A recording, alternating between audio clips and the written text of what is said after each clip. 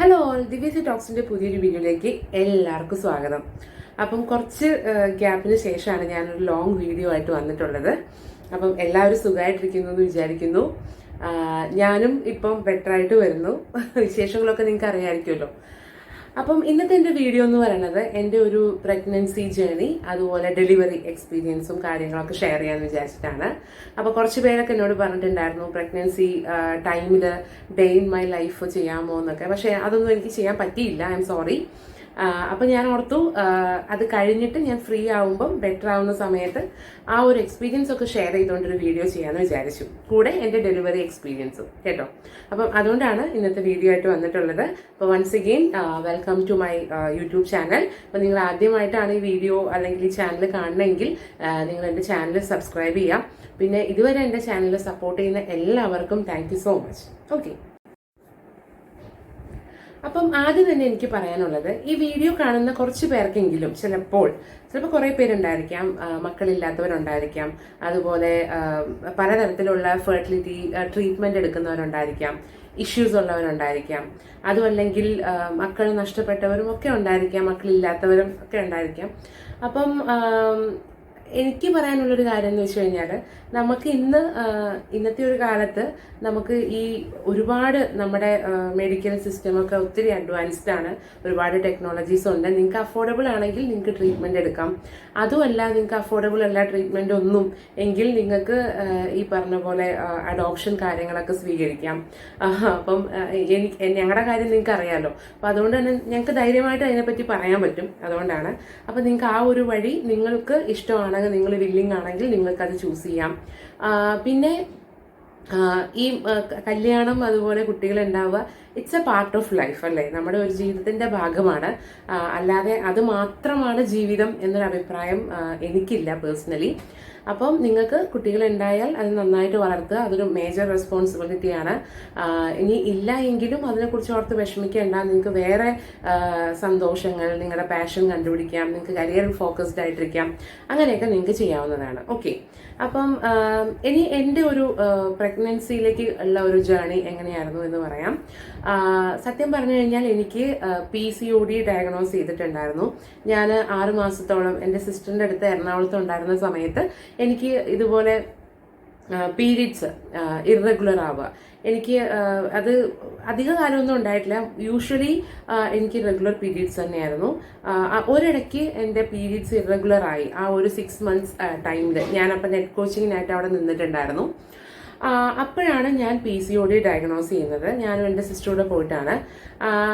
അറിയാലോ, PCOD എന്ന് പറയുന്ന സമയത്ത് നമുക്ക് സ്വാഭാവികമായിട്ടും കുറച്ച് ഫെർട്ടിലിറ്റി പ്രോബ്ലംസ് റിലേറ്റഡ് ആയിട്ടുള്ള പ്രോബ്ലംസ് ഒക്കെ നമുക്ക് വരാവുന്നതാണ്. അപ്പം ഞാനത് എക്സ്പെക്ട് ചെയ്തിട്ടുണ്ടായിരുന്നു ആദ്യം തന്നെ, എനിക്ക് PCOD ഉണ്ടെന്നുള്ളത്. പക്ഷെ അവർ മെഡിസിൻ ഒന്നും പറഞ്ഞിട്ടുണ്ടായിരുന്നില്ല, ലൈഫ് സ്റ്റൈൽ ചേഞ്ച് ചെയ്യണമെന്നാണ് പറഞ്ഞത്. അങ്ങനെ എറണാകുളത്ത് നിന്ന് ഞാൻ കോയമ്പത്തൂർ ജോലി കിട്ടി പോയ സമയത്ത് എൻ്റെ ലൈഫ് സ്റ്റൈലിൽ ഒരു ഭയങ്കരമായിട്ടുള്ള ട്രാൻസ്ഫോർമേഷൻ സംഭവിച്ചു കേട്ടോ. അത് മനഃപൂർവ്വം ഞാൻ ഭയങ്കര കോൺഷ്യസ് ആയിട്ട് എടുത്ത് ഹെൽത്ത് കോൺഷ്യസ് ആയതോ ഒന്നുമല്ല. അവിടുത്തെ സിറ്റുവേഷൻസ് ഞാൻ മുമ്പ് പല വീഡിയോസിനകത്ത് പറഞ്ഞിട്ടുണ്ട്. എൻ്റെ ക്യാമ്പസ് എന്ന് പറയുന്നത് കംപ്ലീറ്റ്ലി പ്യുവർ വെജിറ്റേറിയൻ ആയിട്ടുള്ളൊരു ക്യാമ്പസാണ്. അവിടെ നോൺ വെജ് ക്യാൻറ്റീനിലോ അതല്ലെങ്കിൽ മെസ്സിലോ ഒന്നും തന്നെ നോൺ വെജ് കാര്യങ്ങളൊന്നും അലൗഡ് അല്ല. പിന്നെ തമിഴ്നാട് എന്ന് പറയുമ്പോൾ തന്നെ അവർ ഭയങ്കര സെലക്റ്റീവാണ്. എല്ലാ ഡേയ്സിലും നമ്മളെപ്പോലെ നോൺ വെജ് എടുക്കുക അങ്ങനെയൊന്നുമില്ല. ചില ഡേയ്സിൽ മാത്രമാണ് അവർ നോൺ വെജ് വീട്ടിൽ വാങ്ങുന്നതും ഉണ്ടാക്കുന്നതും കഴിക്കുന്നതും. പിന്നെ മോസ്റ്റ് ഓഫ് ദ ഹോട്ടൽസ് എന്ന് പറയുന്നത് വെജിറ്റേറിയൻ തന്നെയാണ്. ഇല്ല എന്നല്ല പറയണേ, എൻ്റെ ഏരിയാസിൽ പ്രത്യേകിച്ച് വെജിറ്റേറിയൻ ഹോട്ടൽസ് തന്നെയായിരുന്നു. അപ്പോൾ സ്വാഭാവികമായിട്ടും എൻ്റെ ലൈഫ് സ്റ്റൈലിൽ ഒരു ചേഞ്ച് അവിടെ തന്നെ വന്നിട്ടുണ്ട്. ഞാൻ ചെന്ന് ജോയിൻ ചെയ്ത അന്ന് തൊട്ട്, അതായത് എനിക്ക് തോന്നുന്നൊരു മെയ് ആ ഒരു ടൈമിലാണ് ഞാൻ ജോയിൻ ചെയ്തിട്ടുണ്ടായിരുന്നത് അവിടെ 2023. അപ്പോൾ തൊട്ട് എൻ്റെ ഒരു ലൈഫ് സ്റ്റൈൽ ഓട്ടോമാറ്റിക്കായിട്ട് ചേഞ്ചായി, കുറെ കൂടെ ബെറ്ററായി. ഈവൻ ഹോസ്റ്റലിൽ നിന്നപ്പോഴും പുറത്ത് വീട്ടിൽ വന്നപ്പോഴും ഒക്കെ ഞാൻ എൻ്റെ ഏറ്റവും നല്ലൊരു ലൈഫ് സ്റ്റൈലിലായിരുന്നു അവിടെ ഉണ്ടായിരുന്നത്. ഓക്കെ, അപ്പോൾ അത് പറയാം. അങ്ങനെ ഇരുന്ന് അവിടെ ഏറ്റവും കൂടുതൽ എന്നെ ഹെൽപ്പ് ചെയ്ത് എന്താണെന്ന് വെച്ച് കഴിഞ്ഞാൽ എൻ്റെ ഫുഡ്, ഞാൻ ഡെയിലി കഴിക്കുന്ന ഫുഡ് നിങ്ങളോട് പറഞ്ഞുതരാം കേട്ടോ. എനിക്ക് ഡേ ഇൻ മൈ ലൈഫ് ഒന്നും ചെയ്യാൻ പറ്റിയില്ല. ഇത് ഞാൻ പറയുന്നത് ഇപ്പോഴത്തെ അല്ല, ഇപ്പോഴത്തെയോ പ്രഗ്നൻസിയിലെയോ അല്ല പറയുന്നത്. പറയുന്നത് അതിന് മുമ്പ്, പ്രഗ്നൻ്റ് ആവുന്നതിന് മുമ്പുള്ള എൻ്റെ ഒരു എന്താ പറയുക, what I eat in A day എന്ന് വേണമെങ്കിൽ പറയാം. അപ്പം ഞാൻ ഹോസ്റ്റലിലായിരുന്നപ്പോൾ സ്വാഭാവികമായിട്ടും ഹോസ്റ്റൽ ഫുഡായിരുന്നു. രാവിലെയൊക്കെ എന്തെങ്കിലും എന്താ പറയുക, ഉപ്പുമാ ഉണ്ടായിരിക്കും, അല്ലെങ്കിൽ അവരുടെ സേവ എന്ന് പറഞ്ഞിട്ടുള്ളൊരു സംഭവങ്ങൾ, ദോശ, ഇഡ്ഡലി, അങ്ങനെയൊക്കെ. ഉച്ചയ്ക്ക് അവർക്ക് ചോറ് തന്നെയാണ്. ചോറിൻ്റെ കൂടെ നല്ല ഹെൽത്തി ആയിട്ടുള്ള ലീഫി വെജിറ്റബിൾസ് അവർ തോരനായിട്ട് തരുമായിരുന്നു, ഈവൻ ഹോസ്റ്റലാണെങ്കിൽ കൂടെ. പിന്നെ വെജിറ്റബിൾ കറിയൊക്കെ ഉണ്ടാവും. വൈകിട്ട് അവർക്ക് എന്തെങ്കിലും വെറൈറ്റി റൈസ്, സാമ്പാർ സാദം, പിന്നെ അങ്ങനെ കുറേ സാധനങ്ങളൊക്കെയാണ് അവിടെ ഉണ്ടായിരുന്നത്. അപ്പം ആ ഫുഡ് എല്ലാം തന്നെ വെജിറ്റേറിയൻ ആണ്, കുറെ കൂടെ നല്ല ഫുഡുമായിരുന്നു. അങ്ങനെ ഞാൻ റൂമിലേക്ക് സ്വന്തമായിട്ട് വീട്ടിലേക്ക് മാറി. രണ്ടിന് തന്നെയാണ്, പക്ഷെ ഹോസ്റ്റലിൽ നിന്ന് മാറിയ സമയത്തും എൻ്റെ ലൈഫ് സ്റ്റൈൽ എനിക്ക് തോന്നുന്നു കുറച്ചുകൂടെ ബെറ്റർ ആയെന്ന് തോന്നുന്നു. പിന്നെ ഞാൻ ഒറ്റയ്ക്കായിരുന്നു. അപ്പോൾ ആ സമയത്ത് എന്താ പറയുക, എൻ്റെ ഫുഡ് എന്ന് പറയുന്നത് രാവിലെ ബയോട്ടിൻ ഡ്രിങ്ക് ആയിരുന്നു കേട്ടോ. ഇതൊന്നും ഞാൻ പ്രഗ്നൻസിക്ക് വേണ്ടിയിട്ടുള്ള പ്രിപ്പറേഷനോ ഒന്നുമല്ല, അതങ്ങനെ ആയതാണ്. കാരണം ഞാൻ ഒറ്റയ്ക്ക് ആയതുകൊണ്ടും എനിക്ക് ഉണ്ടാക്കാനുള്ള എളുപ്പം കൊണ്ടും ആയതാണ്. രാവിലെ ബയോട്ടിൻ ഡ്രിങ്ക് എന്ന് പറയുമ്പോൾ തലേ ദിവസം നൈറ്റിൽ നമ്മുടെ കുറച്ച് ആൽമണ്ട്സ് സോക്ക് ചെയ്ത് വെക്കും. പിന്നെ പിറ്റേ ദിവസം രാവിലെ ഞാൻ ഒത്തിരി നട്ട്സും ഇതൊന്നും ആഡ് ചെയ്തിട്ടില്ല. ഈ ആൽമണ്ട്സ്, പിന്നെ കുറച്ച് ഓട്സ്, പിന്നെ കുറച്ച് മിൽക്ക് ഞാൻ ആഡ് ചെയ്യുമായിരുന്നു. മിൽക്ക് ഓപ്ഷനിലാണ്, ഇല്ലെങ്കിൽ അത്രയും നല്ലത്. എനിക്ക് ടേസ്റ്റിന് വേണ്ടിയിട്ട് ഞാൻ ആഡ് ചെയ്യുമായിരുന്നു. പിന്നെ പഴം, കാര്യങ്ങൾ, ചെറുപഴമൊക്കെ അവിടെ സുലഭമായിട്ട് കിട്ടുന്ന ഒരു സാധനമാണ്. അപ്പോൾ ഇതൊക്കെ ആഡ് ചെയ്യും. പിന്നെ അതിൻ്റെ കൂടെ കുറച്ച് ഡേറ്റ്സും ആഡ് ചെയ്യും, ഒരു സ്വീറ്റ് ടേസ്റ്റിന് വേണ്ടിയിട്ട് ആഡ് ചെയ്യുമായിരുന്നു. ഇതായിരുന്നു, ഒരു സ്മൂത്തി ആക്കിയിട്ടായിരുന്നു ഞാൻ ബ്രേക്ക്ഫാസ്റ്റ് ആയിട്ട് കഴിച്ചിട്ടുണ്ടായിരുന്നത്.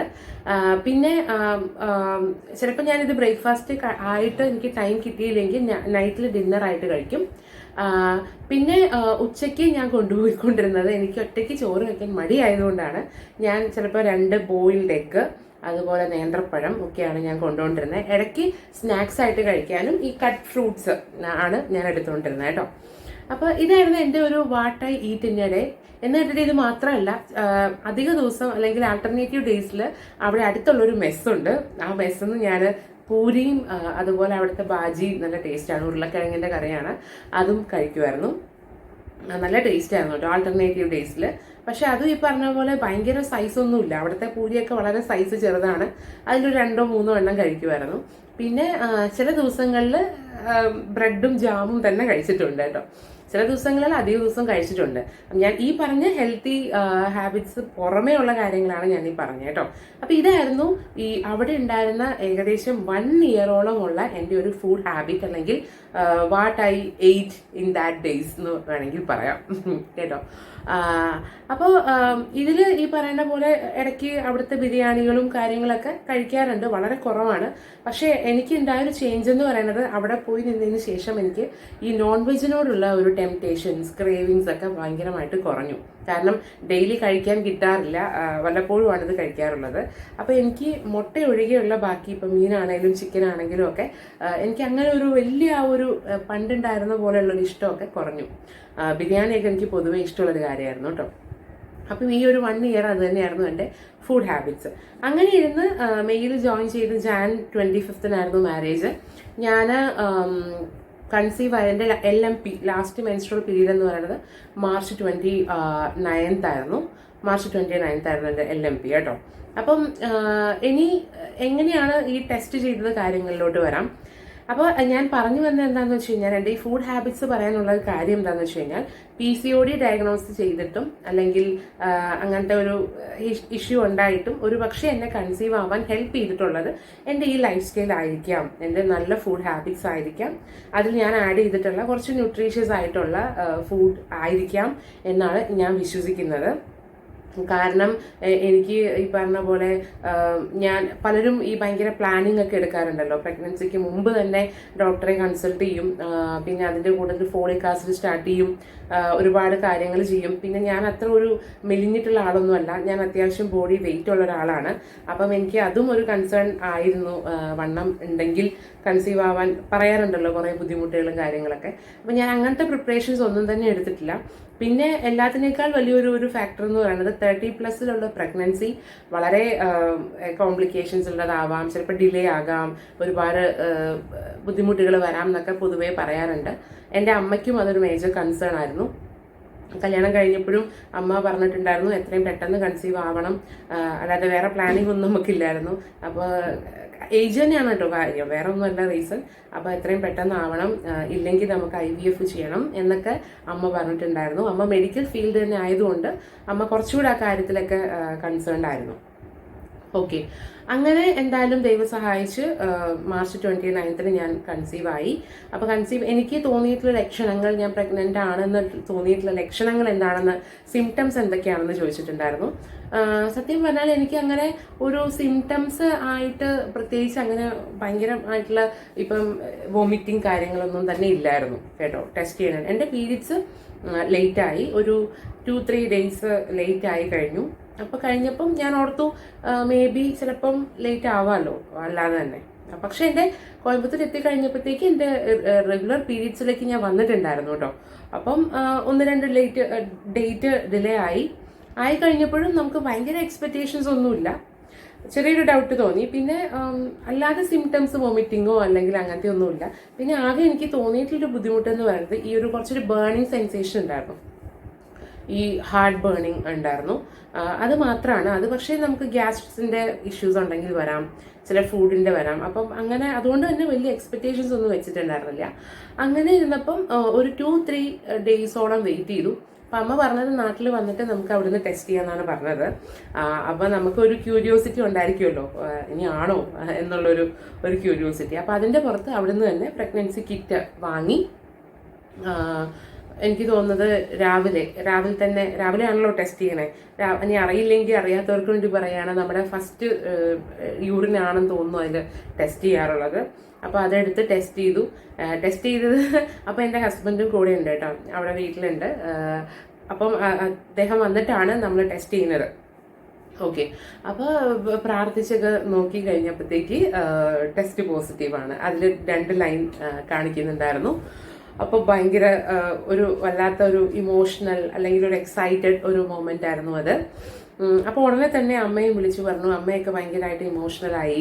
നിങ്ങൾക്ക് അറിയാമായിരിക്കാം, അല്ലെങ്കിൽ നിങ്ങൾക്ക് അത് ഊഹിക്കാമായിരിക്കാം ആ ഒരു മൊമെന്റിലെ ഒരു ഹാപ്പിനെസ് ഒക്കെ. അപ്പോൾ നമ്മൾ നമ്മുടെ വേണ്ടപ്പെട്ടവരെയൊക്കെ വിളിച്ച് പറഞ്ഞു. എങ്കിൽ കൂടെ നമുക്ക് ഈ കിഡ്സിനെ ഒന്നും 100% നമുക്ക് വിശ്വസിക്കാൻ പറ്റില്ല, നമ്മൾ ബ്ലഡ് ടെസ്റ്റ് തന്നെ ചെയ്യണം. പക്ഷേ അത് അത്യാവശ്യം തിക്ക് ലൈൻ ആയിരുന്നു.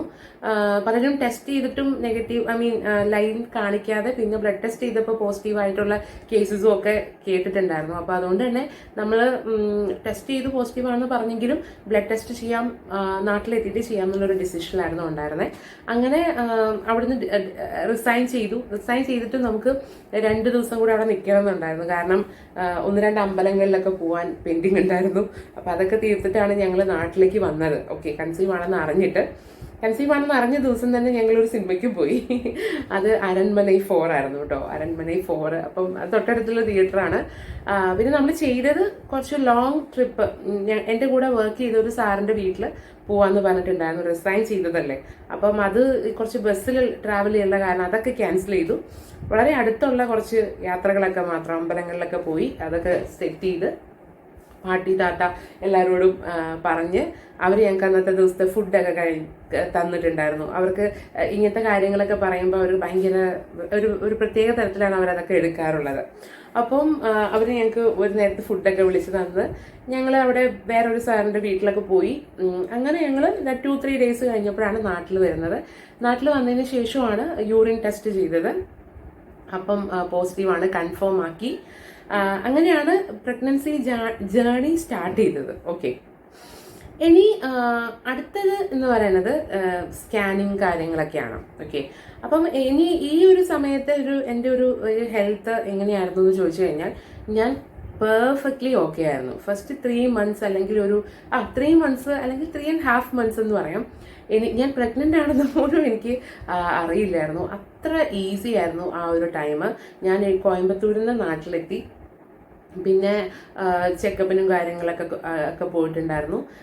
അമ്മയ്ക്ക് ഭയങ്കര ടെൻഷൻ ഉണ്ടായിരുന്നു. അമ്മ പറയായിരുന്നു ഫസ്റ്റ് ട്രൈമസ്റ്റർ കുറച്ച് ശ്രദ്ധിക്കേണ്ട ടൈമാണല്ലോ, അപ്പോൾ അതുകൊണ്ട് ഈ പറഞ്ഞ പോലെ ശ്രദ്ധിക്കണം, ദൂരെ യാത്രകളൊന്നും ചെയ്യരുതെന്ന് പറഞ്ഞു. അതുകൊണ്ട് ലോങ് ട്രാവൽസ് ഒന്നും നമ്മൾ മാക്സിമം ചെയ്തിട്ടില്ല. പിന്നെ ഈ പറയുന്ന പോലെ എന്താണ് അടുത്തുള്ള കാര്യങ്ങളും ഒക്കെ പോവും, ചെക്കപ്പിന് പോവും, സ്കാനിങ്ങിന് പോവും, അത്ര മാത്രമേ ഉണ്ടായിരുന്നുള്ളൂ. എനിക്കൊരു വോമിറ്റിംഗ് ഒന്നും ഉണ്ടായിരുന്നില്ല. ചിലപ്പോൾ എനിക്ക് തന്നെ തോന്നുമായിരുന്നു ഓക്കെ ഞാൻ പ്രഗ്നൻ്റ് തന്നെയാണോ എന്ന് വരെ തോന്നുമായിരുന്നു. അത്ര ഈസി ആയിരുന്നു. എനിക്ക് ഫുഡിനോടൊന്നും ഒരു അവേർഷനോ കാര്യങ്ങളോ ഒന്നും ഇല്ലായിരുന്നു. ഞാൻ എല്ലാ ഫുഡും ആസ് യൂഷ്വൽ കഴിക്കുമായിരുന്നു. അങ്ങനെ ഒരു 7 വീക്സ് ആയപ്പം ഫസ്റ്റ് സ്കാനിങ് ഉണ്ടായിരുന്നു. അതെന്തിനാന്ന് വെച്ച് കഴിഞ്ഞാൽ കൊച്ചിൻ്റെ പൊസിഷൻ കറക്റ്റ് ആണോ, യൂട്രസിനകത്ത് തന്നെയാണോ അതോ ട്യൂബിലാണോ എന്നറിയാൻ വേണ്ടിയിട്ടുള്ള ഫസ്റ്റ് സ്കാനിങ് ആയിരുന്നു. അത് നമ്മൾ തിരൂര് പോയിട്ട് ചെയ്തു. ഷാജീസ് ക്ലിനിക്കിലാണ് ചെയ്തത്. അപ്പം അത് നോർമലാണ്, ഒന്നും കുഴപ്പമൊന്നുമില്ല, യൂട്രസിനകത്ത് തന്നെയാണ്. പിന്നീട് അങ്ങോട്ട് സ്കാനിങ് അടുത്തത് 3rd മന്തിലാണ്. അപ്പോൾ ഈ 3 മന്ത്സ് വരെയും വലിയ കുഴപ്പമൊന്നുമില്ല. 3rd മന്തിൽ ആണ് എനിക്ക് സത്യം പറഞ്ഞു കഴിഞ്ഞാൽ വോമിറ്റിംഗ് സ്റ്റാർട്ട് ചെയ്തത്. ഓക്കെ, വോമിറ്റിംഗ് സ്റ്റാർട്ട് ചെയ്തതെന്ന് പറഞ്ഞു കഴിഞ്ഞാൽ എനിക്ക് തോന്നുന്നത് 3rd മന്തിൽ എനിക്ക് NT സ്കാൻ ഉണ്ടായിരുന്നു. NT സ്കാനും ഡബിൾ മാർക്കർ ടെസ്റ്റും ഉണ്ടായിരുന്നു. ആ സ്കാനിങ്ങിന് പോകുന്ന സമയത്ത് വരെയും വലിയ കുഴപ്പമൊന്നുമില്ലായിരുന്നു കേട്ടോ. ഛർദി കാര്യങ്ങൾ അങ്ങനെയൊന്നും ഇല്ലായിരുന്നു. ആ സ്കാനിങ് ചെയ്തു, അതെല്ലാം നോർമലായിരുന്നു. ഡബിൾ മാർക്കർ ടെസ്റ്റ് ചെയ്തു, നോർമലായിരുന്നു. ഡബിൾ മാർക്കർ ടെസ്റ്റിന് ഈ സ്കാനിങ്ങിനെ കുറിച്ച് പറയുകയാണെങ്കിൽ മസ്റ്റായിട്ടും നിങ്ങൾ ഏത് ഏജ് ആയിക്കോട്ടെ കൺസീവ് ആവുന്നത്, അപ്പോൾ നിങ്ങൾ മസ്റ്റായിട്ടും എല്ലാ സ്കാനിങ്ങും ചെയ്യണം. ഓക്കെ, പ്രത്യേകിച്ച് NT scan, double marker test, anomaly scan, ഇതെല്ലാം ചെയ്യണം. കാരണം എനിക്ക് തോന്നുന്നത് നമ്മുടെ നാട്ടിൽ കുറേ കൂടെ കെയർലെസ് ആണെന്ന് തോന്നുന്നു. പല സ്കാനിങ്ങും ഇപ്പോഴും ചെയ്യാത്തവരുണ്ട്. ഈവൻ ഏജ് നോക്കിയിട്ടുണ്ടെങ്കിൽ ചെറുപ്പമാണെന്നൊക്കെ പറഞ്ഞിട്ട് ചെയ്യാതെ സ്കിപ്പ് ചെയ്ത് വിടുന്നവരുണ്ട്. പിന്നെ സ്വയമായിട്ട് തന്നെ വേണ്ട എന്ന് ചൂസ് ചെയ്യുന്ന ആൾക്കാരുണ്ട്. അപ്പോൾ പക്ഷെ ഇത് ഈവൻ തമിഴ്നാട്ടിൽ എൻ്റെ തന്നെ സ്റ്റുഡൻസ് കൺസീവ് ആയപ്പം അവർ ഭയങ്കര യങ് ആണ്, 20, 22, 23 ഏജ് ഒക്കെ ഉള്ളൂ അവർക്ക് മാക്സിമം. അപ്പം അവർ പോലും ഇതൊക്കെ ചെയ്യുന്നുണ്ട്. അപ്പം എന്തുകൊണ്ടാണ് നമ്മുടെ നാട്ടിൽ അത് അത്ര കമ്പൾസറി ആക്കാത്തതെന്ന് എനിക്കറിയില്ല. ഇപ്പോൾ കുറേ മാറിയിട്ടുണ്ടാവാം. പക്ഷേ എൻ്റെ ഫാമിലി തന്നെ ഇതൊന്നും ചെയ്യാത്ത, ഇതൊന്നും ഡോക്ടർ പറയാത്ത കേസസും ഉണ്ട്, അതിൻ്റെ ബുദ്ധിമുട്ടുകളും ഉണ്ട്. ഓക്കെ, അപ്പം നിങ്ങൾ മസ്റ്റായിട്ടും നിങ്ങൾ എല്ലാ സ്കാനിങ്ങും ചെയ്യണം. പിന്നെ നമ്മൾ കേട്ടല്ലോ കുറേ സ്കാനിങ് ചെയ്തു എന്ന് പറഞ്ഞാലും ചിലപ്പം കഴിഞ്ഞ റീസെൻ്റ്ലി ഒരു ന്യൂസ് ഉണ്ടായി, മൾട്ടിപ്പിൾ അനോമലീസ് ആയിട്ടൊരു കുട്ടി ജനിച്ച കേസൊക്കെ. അതൊന്നും നമുക്ക് പ്രെഡിക്റ്റ് ചെയ്യാൻ പറ്റത്തില്ല. അതെന്താണ് റീസൺ എന്ന് പറയാൻ എനിക്കും അറിയില്ല. അപ്പം അതൊക്കെ ബാക്കിയൊക്കെ ഈശ്വരൻ്റെ കയ്യിലാണെന്ന് തന്നെ പറയാം. നമ്മൾ ചെയ്യാനുള്ളത് നമ്മൾ മസ്റ്റായിട്ടും ചെയ്യുക, എല്ലാം ചെയ്യുക, നന്നായിട്ട് പ്രാർത്ഥിക്കുക. ഓക്കെ, അങ്ങനെ ഈ 3rd മന്ത് കഴിഞ്ഞപ്പം ഈ സ്കാനിങ് ഒക്കെ കഴിഞ്ഞപ്പോഴേക്കാണ് എൻ്റെ ശരിക്കുള്ള പ്രഗ്നൻസി സിംറ്റംസ് സ്റ്റാർട്ട് ചെയ്തത്. അവിടെ നിന്ന് അങ്ങോട്ട് ഡെലിവറി വരെയും തന്നെ ഇതെല്ലാം ഉണ്ടായിരുന്നു എന്ന് പറയാം. ഇതെല്ലാം എന്ന് പറയുമ്പം എന്നെ ഏറ്റവും കൂടുതൽ എന്നെ എന്താ പറയുക ബുദ്ധിമുട്ടിച്ചത് വോമിറ്റിംഗ് തന്നെയാണ്. ഒരു 3.5 മന്ത്സ് അല്ലെങ്കിൽ ഒരു 4th മന്ത് ആയപ്പോൾ തൊട്ട് തുടങ്ങിയ വോമിറ്റിംഗ് ആണ്. സിവിയർ വോമിറ്റിംഗ് ആയിരുന്നു. എനിക്ക് സ്മെല്ലൊന്നും ഒരു പ്രശ്നം ഉണ്ടായിരുന്നില്ല കേട്ടോ. ചിലർ പറയുമല്ലോ അരി തിളപ്പിക്കുന്ന മണം, സോപ്പിൻ്റെ മണം, ഈവൻ ഹസ്ബൻഡിൻ്റെ ഡ്രസ്സിൻ്റെ മണം, ഇതൊക്കെ എനിക്ക് അങ്ങനത്തെ ഒരു പ്രശ്നവും ഉണ്ടായിരുന്നില്ല. എനിക്ക് ടേസ്റ്റ് ആയിരുന്നു പ്രശ്നം. എനിക്ക് എന്ത് കഴിച്ചാലും, പ്രത്യേകിച്ച് നോൺ വെജും എനിക്ക് കണ്ടേ കൂടായിരുന്നു. എൻ്റെ ഹസ്ബൻഡിൻ്റെ വീട്ടിലെ ഫുഡ് എനിക്ക് ഇഷ്ടമായിരുന്നു. അച്ഛൻ നന്നായിട്ട് കുക്ക് ചെയ്യും, പ്രത്യേകിച്ച് മീൻകറിയൊക്കെ നന്നായിട്ട് വെക്കും. അപ്പോൾ ആ സമയത്തൊക്കെ എനിക്ക് മീൻകറി എന്നൊക്കെ കേൾക്കുമ്പോഴേക്കും എനിക്ക് ഭയങ്കര വോമിറ്റിംഗ് ആയിരുന്നു. എനിക്ക് അതിൻ്റെ ടേസ്റ്റ് ഒന്നും ഇഷ്ടമല്ലായിരുന്നു. എനിക്ക് ആ സമയത്ത് ഏറ്റവും കൂടുതൽ ക്രേവിങ്സ് തോന്നിയത് എൻ്റെ അമ്മ, ഞങ്ങളുടെ വീട്ടിൽ മോസ്റ്റ്ലി വെജിറ്റേറിയൻ ഫുഡാണ് ഉണ്ടാക്കാറുള്ളത്, റയറായിട്ട് നോൺ വെജ് വാങ്ങാറുള്ളൂ.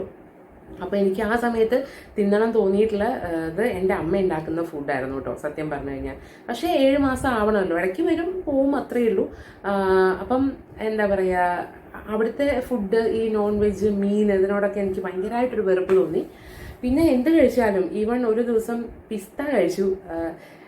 സത്യം പറഞ്ഞു കഴിഞ്ഞാൽ പ്രഗ്നൻസിയുടെ സ്റ്റാർട്ടിങ്ങിൽ ഒരുപാട് നട്ട്സ്, ഈ എന്താ പറയുക ആൽമണ്ട്സ്, റേസിൻസ്, കാഷ്യൂ നട്ട്സ്, അതുപോലെ വാൾനട്ട്സ്, ഇതെല്ലാം വാങ്ങി സ്റ്റോർ ചെയ്ത് വെച്ചിട്ടുണ്ടായിരുന്നു. പിസ്ത, പിന്നെ അത് വാങ്ങാതെ തന്നെ റിലേറ്റീവ്സൊക്കെ കാണാൻ വരുമ്പോൾ ഇപ്പോൾ ഒത്തിരി പേര് കൊണ്ടുതരും. അതിൽ ഈ പറഞ്ഞ പോലെ എന്താ പറയുക, ഒരു സാധനം പോലും എനിക്ക് കഴിക്കാൻ പറ്റിയിട്ടില്ല ശരിക്കും. ത്രൂ ഔട്ട് പ്രഗ്നൻസി ആണ് കേട്ടോ ഞാൻ പറയണേ. ഏറ്റവും കൂടുതൽ കഴിക്കണം. ഇപ്പം എൻ്റെ ഫ്രണ്ട്സും ഫാമിലിയൊക്കെ വിളിക്കുമ്പോൾ പറയും ഒരു 4-5 ആൽമണ്ട്സ് സോക്ക് ചെയ്തിട്ട് കഴിക്കണം എന്നൊക്കെ പറയും. പക്ഷെ എനിക്ക് അത് ഇഷ്ടമേ അല്ലായിരുന്നു. ഞാൻ ട്രൈ ചെയ്ത സാധനം പിസ്തയാണ്. അപ്പോൾ അത് എനിക്ക് അറിയില്ല അന്നത്തെ ക്വാണ്ടിറ്റി. ഇത്ര കുറച്ചേ കഴിക്കാവൂ. പിന്നെ ഞാൻ കേട്ടിട്ടുള്ളൊരു മിത്താണോ എന്ന് എനിക്കറിയില്ല, ഒത്തിരി നട്ട്സ് കഴിച്ചു കഴിഞ്ഞാൽ കൊച്ചിൻ്റെ തല വലുതാവും എന്നൊക്കെ പറഞ്ഞിട്ടുണ്ടായിരുന്നു. പക്ഷെ ഞാൻ ആകെ കഴിച്ചതെന്ന് പറയുന്നത് ഒരു ദിവസം ഞാൻ ഇരുന്ന് കഴിച്ചത് പിസ്തയാണ്. അത് കഴിച്ചിട്ട് കഴിഞ്ഞപ്പോഴേക്കും ഞാൻ വോമിറ്റ് ചെയ്തു. ഇന്ന് ഈ നിമിഷം വരെ എനിക്ക് പിസ്ത ഇഷ്ടമല്ല കേട്ടോ. അതിൻ്റെ സ്മെല്ലും ഇഷ്ടമല്ല, ടേസ്റ്റും ഇഷ്ടമല്ല. പക്ഷേ എനിക്ക് യൂഷ്വലി അത് ഇഷ്ടമുള്ള ഒരു കാര്യമായിരുന്നു. അങ്ങനെ അതിന് ശേഷം 4th മന്തിൽ പിന്നെ സ്കാനിങ് ഒന്നുമില്ല. മന്ത്ലി ചെക്കപ്പ് ഉണ്ടായിരുന്നു. ചെക്കപ്പിലൊന്നും കുഴപ്പമൊന്നുമില്ല, ഗ്രോത്ത് എല്ലാം കറക്റ്റാണ്. ഈ വോമിറ്റിംഗ് കാരണം ഒരു 5-6 പ്രാവശ്യം ട്രിപ്പ് ഇടേണ്ടതായിട്ട് വന്നു. ഹസ്ബൻഡിൻ്റെ വീട്ടിലുള്ളപ്പോൾ ഹോസ്പിറ്റലിൽ പോകേണ്ടതായിട്ട് വന്നു. എൻ്റെ വീട്ടിൽ വരുമ്പം അമ്മ തന്നെ കൊണ്ടുവരും. ഇഞ്ചക്ഷൻ ആണെങ്കിലും വോമിറ്റിങ്ങിനുള്ള ഇഞ്ചക്ഷൻ ഡോക്ടർ പ്രിസ്ക്രൈബ് ചെയ്തത് കൊണ്ടുവരും. പിന്നെ അതുപോലെ വീട്ടിൽ തന്നെ ട്രിപ്പ് ഇടും കേട്ടോ. ഇവിടെ ഉണ്ട് അതിൻ്റെ ട്രിപ്പ് ഇട്ടതിൻ്റെ ബാക്കിയൊക്കെ. അപ്പോൾ അതായിരുന്നു അന്ന് ചെയ്തുകൊണ്ടിരുന്നത്. അങ്ങനെ ഫുഡിൻ്റെ കാര്യത്തിൽ ഞാൻ വളരെ വീക്കായി പോയി. കാരണം ഈ വോമിറ്റിംഗ് ഭയങ്കരമായിട്ടുള്ളത് കൊണ്ട് കേട്ടോ. അതായിരുന്നു എൻ്റെ ആ ഒരു വോമിറ്റിംഗ് കാര്യങ്ങളൊക്കെ. പിന്നെ അതിൽ കുറേ കൂടെ എനിക്ക് ആശ്വാസം കിട്ടിയതെന്ന് പറയണത്, ഞാൻ പിന്നെ ഭയങ്കര ചൂസി ആയിട്ട് കഴിക്കാൻ തുടങ്ങി. എനിക്കിഷ്ടമുള്ളത് മാത്രം. ഈ നോൺ വെജൊക്കെ ഞാൻ ഒഴിവാക്കി. മീൻ കാര്യങ്ങളൊക്കെ വേണ്ട. കഴിക്കണം എന്ന് ഡോക്ടർ പറഞ്ഞ മുട്ട പോലും എനിക്ക് വേണ്ട. ഞാൻ ഡെയിലി 2-3 മുട്ടയെ കഴിക്കുമായിരുന്നു. എനിക്ക് മുട്ട എന്ന് പറയുന്നത് ഭയങ്കര ഇഷ്ടമുള്ളൊരു കാര്യമാണ്. പക്ഷേ പ്രഗ്നൻസി ടൈമിൽ എനിക്ക് തീരെ വേണ്ടായിരുന്നു. ഞാൻ കംപ്ലീറ്റ്ലി ഒഴിവാക്കി. എനിക്ക് അതിൻ്റെ സ്മെല്ല് ഇഷ്ടമല്ലായിരുന്നു. പിന്നെ ഇതൊക്കെ റീസ്റ്റാർട്ട് ചെയ്തത് ഒരു ലാസ്റ്റ് ട്രൈമസ്റ്ററായി എൻ്റെ വീട്ടിൽ വന്നപ്പോഴാണ്. അതിനും കാരണങ്ങളുണ്ട് കേട്ടോ, അത് ഞാൻ പറയാം. അങ്ങനെ 5th മന്തിൽ അനോമലി ടെസ്റ്റ് ചെയ്തത്. അനോമലി എന്ന് പറയുമ്പം അറിയാമല്ലോ, അറിയില്ലെങ്കിൽ പറഞ്ഞുതരാം. നിങ്ങളുടെ കുഞ്ഞിന് എന്തെങ്കിലും അനോമലീസ് ഉണ്ടോ, വേറെ എന്തെങ്കിലും ഫിസിക്കലി ഉള്ള പ്രോബ്ലംസ് ഉണ്ടോ. NT scan actually down syndrome ഉണ്ടോ എന്ന് അറിയാൻ വേണ്ടി നമ്മൾ ചെയ്യുന്നതാണ്, ഡബിൾ മാർക്കറും ഒക്കെ. അതിലെന്തെങ്കിലും ഹൈ റിസ്ക് കാണിക്കുകയാണെങ്കിൽ വേറെ ടെസ്റ്റുകളുണ്ട്. എനിക്കത് വേണ്ടി വന്നിട്ടില്ല. അത് വന്നു കഴിഞ്ഞാൽ അതും ചെയ്യാം. നിങ്ങൾക്ക് കൺഫേം ചെയ്യാം നിങ്ങളുടെ കുഞ്ഞിൻ്റെ ഗ്രോത്തും ഹെൽത്തും ഒക്കെ. അത് എനിക്ക് ഇത് കഴിഞ്ഞിട്ട് അടുത്തത് അനോമലിയാണ്. 5th മന്തിലാണ് അനോമലി ചെയ്തത്. അനോമലി എന്ന് പറയുമ്പോൾ നമ്മുടെ കുഞ്ഞിൻ്റെ ഓൾമോസ്റ്റ് എല്ലാ ഓർഗൻസും കറക്റ്റായിട്ട് ഫോം ചെയ്തിട്ടുണ്ടോ, പൊസിഷൻ കറക്റ്റ് ആണോ എന്നുള്ള കാര്യങ്ങളൊക്കെയാണ് അനോമലി ടെസ്റ്റിന് എല്ലാം, ഇൻക്ലൂഡിങ് ഫേഷ്യൽ ഫീച്ചേഴ്സൊക്കെ. അപ്പം എനിക്ക് അനോമലി ചെയ്യാൻ പോയപ്പോൾ സമയത്ത് ഫസ്റ്റ് ഡേ 2 ഡേ ചെയ്യേണ്ടതായിട്ട് വന്നു. ഫസ്റ്റ് ഡേ എന്ന് പറയുമ്പോൾ ഫുൾ ചെയ്തു. പക്ഷേ കുഞ്ഞ് ഫേസ് ടേൺ ചെയ്യുന്നില്ല എന്ന് പറഞ്ഞു. ഓക്കെ, ഫേസ് ഇങ്ങനെ കൈകൊണ്ട് എന്തോ മറച്ചു വെച്ചേക്കാണെന്നോ അങ്ങനെ എന്തോ എന്ന് പറഞ്ഞു റേഡിയോളജിസ്റ്റ്. അങ്ങനെ നെക്സ്റ്റ് ഡേ പെട്ടെന്ന് തന്നെ ചെയ്തു. നെക്സ്റ്റ് ഡേ വന്നു. വിത്തിൻ ഒരു 10 to 15 മിനിറ്റ്സിനകത്ത് ഫേസ് എല്ലാം എടുത്തു. എല്ലാം നോർമലാണെന്ന് പറഞ്ഞു. അങ്ങനെ അത് കഴിഞ്ഞിട്ട് പിന്നെ അടുത്ത സ്കാനിങ് എന്ന് പറയുന്നത്, പിന്നെ എനിക്ക് കുറച്ചുകൂടെ ഞാൻ ഈ വോമിറ്റിംഗ് ഓക്കെ ആയതെന്ന് പറയുന്നത് ഒരു 6-7 മന്ത്സിലാണ് കേട്ടോ. ഒരു 3, 4, 5 നല്ല സിവിയർ വോമിറ്റിംഗ് ആയിരുന്നു. പിന്നെ ഒരു 6-7 ഒക്കെ ആയപ്പോഴാണ് ഒന്ന് ക്ഷമിച്ചത്. പക്ഷേ അതിന് റീസൺ ഉണ്ട്. ഞാൻ ഡോക്ടർ പ്രിസ്ക്രൈബ് ചെയ്തിട്ടുള്ള ടോക്സിനേറ്റ് എന്നൊരു ടാബ്ലറ്റ് എടുക്കുന്നുണ്ടായിരുന്നു. ഓക്കെ, ഡോക്സിനേറ്റ് എന്ന ഒരു ടാബ്ലറ്റ് ആയിരുന്നു അത് ആ തുടക്കത്തിൽ രാവിലെ 1 വൈകിട്ട് 1 ആയിരുന്നു കഴിച്ചുകൊണ്ടിരുന്നത്. പിന്നെ ഗ്രാജുവലി അത് കുറച്ച് വന്നു. അത് ഞാൻ തന്നെ കുറച്ച് വരെയാണ് ചെയ്തത്. അത് ആക്ച്വലി പ്രിസ്ക്രൈബ് മെഡിസിൻ ആണ്. എന്നാൽ കൂടെ നമുക്ക് മെഡിസിൻ എടുക്കാനൊക്കെ ഒരു ടെൻഷൻ ഉണ്ടായിരിക്കുമല്ലോ. അപ്പോൾ അതുകൊണ്ട് അത് കുറച്ച് വന്നു. പക്ഷേ കംപ്ലീറ്റ് നിർത്താമെന്ന് വിചാരിക്കും ഞാൻ. അങ്ങനെ നിർത്തുന്ന ഡേ അന്ന് വൈകിട്ടാകുമ്പോഴത്തേക്ക് ഭയങ്കര വോമിറ്റിംഗ് ആയിരിക്കും. അപ്പോൾ എനിക്കത് കംപ്ലീറ്റ് നിർത്തുക എന്നുള്ളത് പോസിബിൾ ആയിരുന്നില്ല. ഞാനതിൻ്റെ കൗണ്ട് കുറച്ചുകൊണ്ട് വന്നു. അങ്ങനെയാണൊന്ന് ബെറ്റർ ആയത്. ആ സമയത്ത് 6th മന്തിലൊക്കെ കുറച്ച് ട്രാവലൊക്കെ ഞാൻ ചെയ്തിട്ടുണ്ട്. എന്താ പറയുക, മണ്ണാർശാല, ഒരുപാട് അമ്പലങ്ങളും കാര്യങ്ങളൊക്കെ പെയിൻറ്റിങ് ഉള്ളതൊക്കെ പോയിട്ടുണ്ട്. ഞാൻ ഈ അമ്പലം എന്ന് പറയുന്നത്, ഞാൻ പോകുന്നത് മെജോറിറ്റി അമ്പലങ്ങൾ തന്നെയാണ് കേട്ടോ. അതുകൊണ്ടാണ് അമ്പലങ്ങൾ എന്ന് പറയുന്നത്. അപ്പോൾ ഞാൻ കുറച്ചുകൂടെ എനർജിയൊക്കെ ഇതായി. മാത്രമല്ല ഞാൻ അപ്പോഴും വർക്ക് ചെയ്യുന്നുണ്ടായിരുന്നു. അതും എന്നെ ഒത്തിരി ഹെൽപ്പ് ചെയ്തിട്ടുണ്ട്. ഈ കുറേയൊക്കെ പ്രഗ്നൻസി ടൈമിലുണ്ടാകുന്ന മൂഡ് സ്വിങ്സ് കാര്യങ്ങൾ, അതുപോലെ മറ്റുള്ള കുറേ കാര്യങ്ങളൊക്കെ ഒഴിവാക്കാൻ എന്നെ ഹെൽപ്പ് ചെയ്തിട്ടുണ്ട്. കാരണം ഞാൻ എൻഗേജ്ഡ് ആയിരുന്നു. ഞാൻ ത്രൂ ഔട്ട് പ്രഗ്നൻസി ഡിസംബർ വരയ്ക്കും, അതായത് 9th month വരയ്ക്കും ഞാൻ എൻഗേജ്ഡ് ആയിരുന്നു. അതെന്നെ എൻ്റെ ജോലി എന്നെ ഒത്തിരി ഹെൽപ്പ് ചെയ്തിട്ടുണ്ട്. അനാവശ്യ നെഗറ്റീവ് തോട്ട്സ് ഒന്നും കാര്യങ്ങളൊന്നും വരാതെ ഹെൽപ്പ് ചെയ്തിട്ടുണ്ട്. പിന്നെ ഉണ്ടായിട്ടുള്ള എന്താ പറയുക, ഞാൻ ആദ്യം ഈ ഫുൾ മന്ത്സ് പറയാം കേട്ടോ. പിന്നെ 7th month ആയി കഴിഞ്ഞ് വളകാപ്പും കാര്യങ്ങളൊക്കെ ആയി. അപ്പോഴേക്കും ഞാൻ കുറെ കൂടെ എനർജി വൈസ് ഒക്കെ ഓക്കെ ആയിരുന്നു, ഹെൽത്ത് വൈസ് ഒക്കെ. എന്താ പറയുക, താങ്ക്സ് ടു ഡോക്സിനേറ്റ് എന്ന് പറയാം. ആ ടാബ്ലറ്റിൻ്റെ ധൈര്യത്തിൽ ഞാൻ കുറെ കൂടെ ഓക്കെ ആയി. 7th month എന്നെ വീട്ടിൽ കൊണ്ടുവന്നു. വീട്ടിൽ കൊണ്ടുവന്ന് കഴിഞ്ഞപ്പോഴത്തേക്ക് ആക്ച്വലി എൻ്റെ ശരിയായിട്ടുള്ളൊരു ഫുഡ് സ്റ്റാർട്ട് ചെയ്തത് ഇവിടെ വന്നപ്പോഴാണ്, എൻ്റെ വീട്ടിൽ വന്നപ്പോൾ. അവിടെ ഫുഡ് ഇല്ലായിട്ടൊന്നും അല്ല കേട്ടോ, എനിക്ക് വോമിറ്റിങ് കാര്യങ്ങളൊക്കെ ആയിരുന്നു. പിന്നെ എനിക്ക് ഫുഡ് കഴിക്കാൻ എനിക്ക് ആകെ ഇഷ്ടം, എനിക്ക് ക്രേവിങ് തോന്നിയൊരു സംഭവം 4, 5, 6th monthലൊക്കെ സദ്യ, ഒരുപാട് വെജിറ്റബിൾ കറികളൊക്കെ കൂട്ടിയിട്ടുള്ള സദ്യയായിരുന്നു എനിക്കിഷ്ടം കഴിക്കാൻ. നോൺ വെജ് ഒന്നും എനിക്ക് വേണ്ടായിരുന്നു. പക്ഷേ ഭാഗ്യവശാൽ 2 പ്രാവശ്യം ആറന്മുള വള്ളസദ്യ തന്നെ കൂടാൻ പറ്റി. ഭയങ്കര സാറ്റിസ്ഫാക്ഷൻ ആയിരുന്നു അത് കഴിക്കുമ്പോൾ. പിന്നെ അത് കൂടാണ്ട് ഒരുപാട് കല്യാണങ്ങൾക്ക് പോയി സദ്യ കഴിച്ചു. പിന്നെ വീട്ടിലല്ല, അടുത്തുള്ള അമ്പലത്തിൽ സപ്താഹമായിരുന്നു, അവിടെയും പോയി സദ്യ കഴിച്ചു. എനിക്ക് തോന്നുന്നത് 7 ദിവസവും അവിടെ സദ്യ കഴിച്ചിട്ടുണ്ട് ഞാൻ പോയിട്ട്.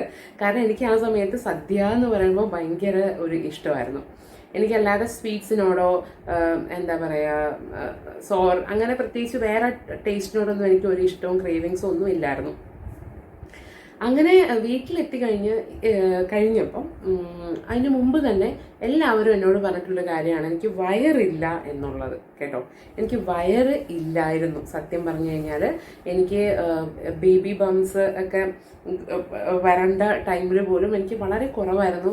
പല ആൾക്കാർക്കും ഞാൻ നേരിട്ട് പോകുന്ന സമയത്താണെങ്കിൽ പോലും ഞാൻ പ്രഗ്നൻ്റ് ആണെന്ന് അറിയില്ലായിരുന്നു. ഇപ്പോൾ ട്രാവൽ ചെയ്യുമ്പോഴൊക്കെ ആണെങ്കിലും എനിക്ക് ഒരു പ്രഗ്നൻ്റ് ലേഡിക്ക് കിട്ടേണ്ട കൺസൾട്ടേഷൻസ് അങ്ങനെയൊന്നും വലുതായിട്ട് കിട്ടാറില്ല. കാരണം എനിക്ക് അങ്ങനത്തെ ഒരു ഭയങ്കര വയറും കാര്യങ്ങളും ഇല്ലായിരുന്നു.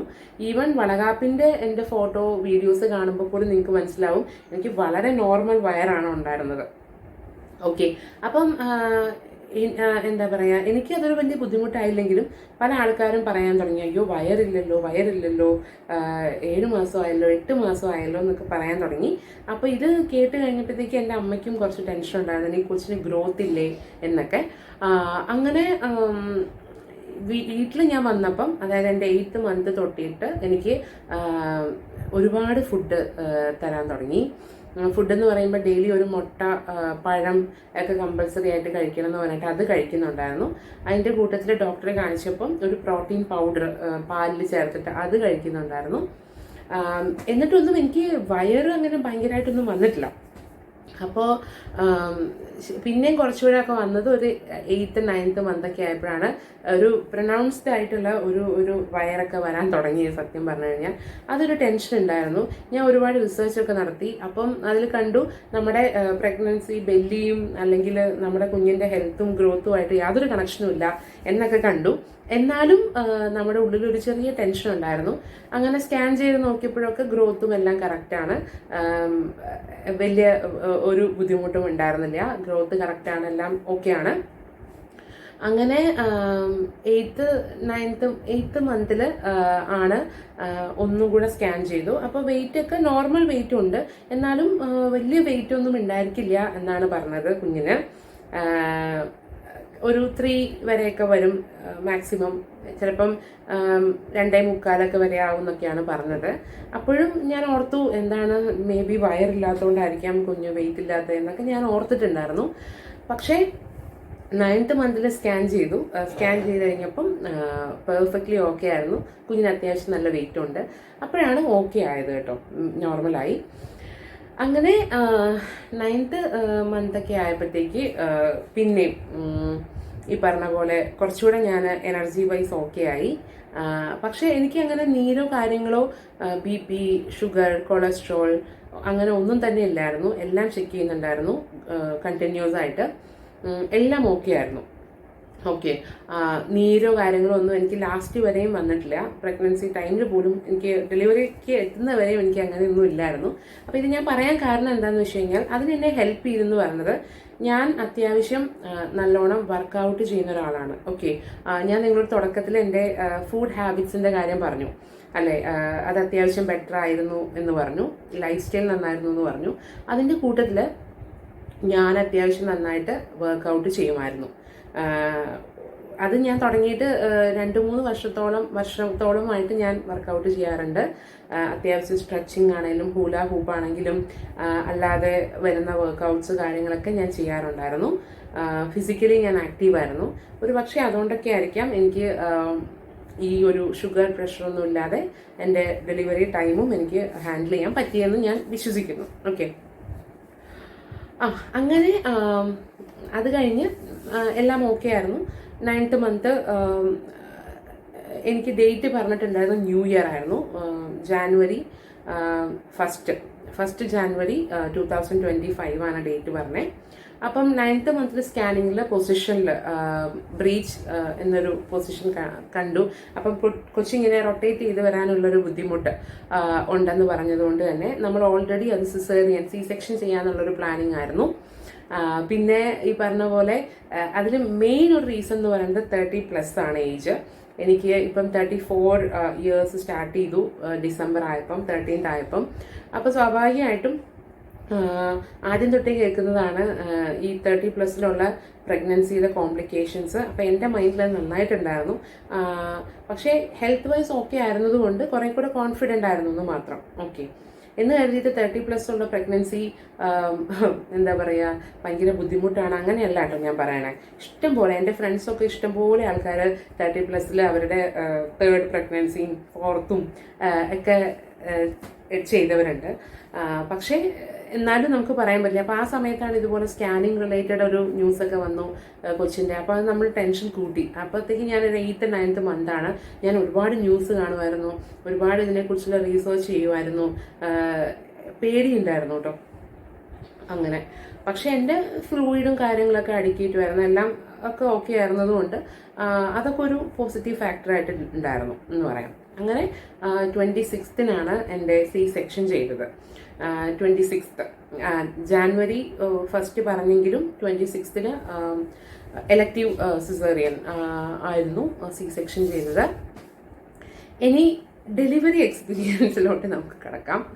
സത്യം പറഞ്ഞു കഴിഞ്ഞാൽ എൻ്റെ പ്രഗ്നൻസി ടൈമിൽ ഞാൻ ഓർത്തു വോമിറ്റിംഗ് ആയിരിക്കും ഏറ്റവും വലിയൊരു കോംപ്ലിക്കേഷൻ ആയിട്ട് വരണേ, വോമിറ്റിംഗ് ഇല്ലെങ്കിൽ ഭയങ്കര സുഖമായിരിക്കും എന്നൊക്കെ ഞാൻ ഓർത്തു കേട്ടോ. കാരണം എന്നെ സംബന്ധിച്ച് എനിക്ക് ആകെ ഒരു ഡിഫിക്കൽട്ടി എന്ന് പറയുന്നത് വോമിറ്റിംഗ് ആയിരുന്നു.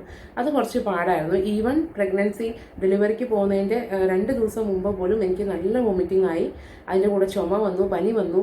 ഞാൻ അടുത്ത് പോയി ഹോസ്പിറ്റലിൽ ട്രിപ്പ് ഇട്ടു, ആൻറ്റിബയോട്ടിക് എടുത്തു. കാരണം C-സെക്ഷൻ ചെയ്യണമെങ്കിൽ നമുക്ക് ഈ ചുമ പാടില്ല. കാരണം അനസ്തേഷ്യ വരുമ്പം അത് ബുദ്ധിമുട്ടാണ്. അത് കൂടാതെ C-സെക്ഷൻ ചെയ്ത് കഴിഞ്ഞാലും അത് ബുദ്ധിമുട്ടാണ്. അപ്പം തൽക്കാലം ഒരു ആൻറ്റിബയോട്ടിക് എടുത്ത് സപ്രസ് ചെയ്തിട്ടാണ് എൻ്റെ C-സെക്ഷൻ ചെയ്തത്. അപ്പം അങ്ങനെയുള്ള കാര്യങ്ങൾ. അപ്പം 26th C-സെക്ഷൻ ചെയ്തു. അപ്പം ഞാൻ ഓർത്തു രാവിലെ പോയി, സത്യം പറഞ്ഞാൽ തലേ ദിവസം പോലും പോയി അഡ്മിറ്റ് ആയില്ല. അന്നത്തെ ദിവസം രാവിലെയാണ് ഹോസ്പിറ്റലിൽ പോയിട്ട് അഡ്മിറ്റ് ആയത്. ആയി കഴിഞ്ഞിട്ട് ഉള്ള കാര്യങ്ങൾ ഞാൻ ഇനി അടുത്ത വീഡിയോ ആയിട്ട് നിങ്ങൾക്ക് ഷെയർ ചെയ്യാം. എൻ്റെ ഒരു ഡെലിവറി എക്സ്പീരിയൻസ് മാത്രമായിട്ട് ഞാനൊരു അടുത്ത വീഡിയോ ആയിട്ട് നിങ്ങൾക്ക് ഷെയർ ചെയ്യാം. അപ്പോൾ ഈ വീഡിയോ നിങ്ങൾക്ക് ഇഷ്ടമായെങ്കിൽ നിങ്ങൾ ലൈക്കും കമൻറ്റും ഒക്കെ ചെയ്യുക. നിങ്ങളുടെ ഒരു പ്രഗ്നൻസി ആ ഒരു ടൈമും എക്സ്പീരിയൻസും ഒക്കെ ഷെയർ ചെയ്യുക. ബാക്കി കാര്യങ്ങൾ കുറച്ച് മിത്സ്, ഞാൻ കേട്ടിട്ടുള്ള myths, gender predictions, delivery experience കാര്യങ്ങളൊക്കെ ഞാൻ അടുത്ത വീഡിയോയിൽ ഷെയർ ചെയ്യാം. അപ്പോൾ വീഡിയോ ഇഷ്ടമെങ്കിൽ ലൈക്കും കമൻറ്റും ചെയ്യണം, നിങ്ങളുടെ എക്സ്പീരിയൻസും ഷെയർ ചെയ്യണം കേട്ടോ. താങ്ക്